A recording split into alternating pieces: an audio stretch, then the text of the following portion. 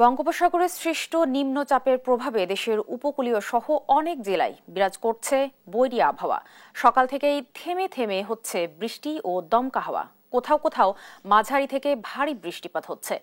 বেশিরভাগ জেলায় আকাশ মেঘাচ্ছন্ন। বিক্ষিপ্ত বৃষ্টি ও বজ্রসহ ঝোড়ো হাওয়ার সম্ভাবনার কথা জানিয়েছে আবহাওয়া অফিস।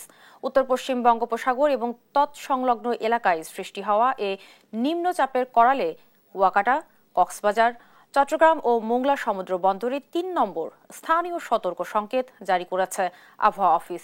জেলেদেরকে পরবর্তী নির্দেশ না দেওয়া পর্যন্ত গভীর সমুদ্রে না যাওয়ার পরামর্শ দেওয়া হয়েছে। আবহাওয়াবিদরা জানিয়েছেন, বৃষ্টি ও দমকা হাওয়া আরও ২-১ দিন অব্যাহত থাকতে পারে।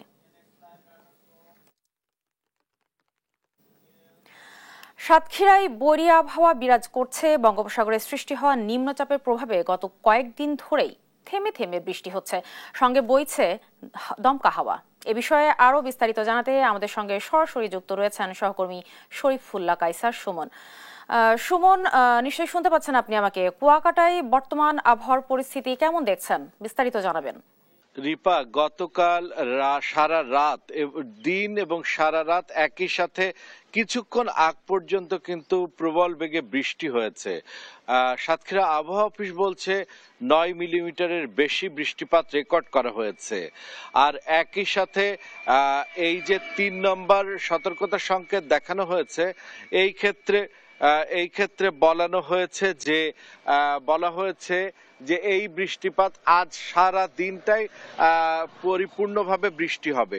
এই টানা বৃষ্টির ফলে রিপা, আমি রয়েছি সাতক্ষীরা শহর এলাকাও কিন্তু বিশেষ করে ফসলি জমিগুলো আপনি দেখতে পাচ্ছেন প্লাবিত হয়ে গিয়েছে।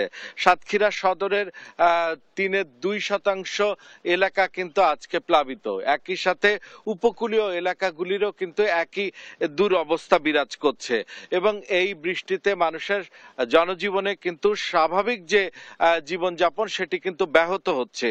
আর উপকূলের একটা বড় একটি অংশ সেটি কিন্তু দুর্বল মাটির, যেটি 60-এর দশকের মাটির বেড়িবাঁধ, সেটি কিন্তু দুর্বল অবস্থায় রয়েছে, যার ফলে যে কোনো মুহূর্তে এই দুর্বল বেড়িবাঁধ যদি ভেঙে যায় তাহলে কিন্তু এখানে সাধারণ মানুষের যে জীবনযাপন সেটি কিন্তু ক্ষতিগ্রস্ত হবে, প্লাবিত হবে, মানুষের ফসলি জমি এবং ঘের ভেড়ি সবকিছু। এ কারণে পানি উন্নয়ন বোর্ডও কিন্তু কাজ করে যাচ্ছে যাতে এই যে টানা বৃষ্টি, এই বৃষ্টিপাতের মধ্যে যেন কোনোভাবেই যে উপকূলীয় বেড়িবাঁধগুলো ক্ষতিগ্রস্ত না হয় এবং সাধারণ মানুষ কিন্তু তাদের এই ফসলি জমিগুলো, বেড়িগুলো ঠিক করে তারা কিন্তু এই ফসলি জমিগুলো ঠিক রাখতে চেষ্টা করছে। এই ছিল সাতক্ষীরার বৈরী যে আবহাওয়া, পরিস্থিতি তার সর্বশেষ রিপা।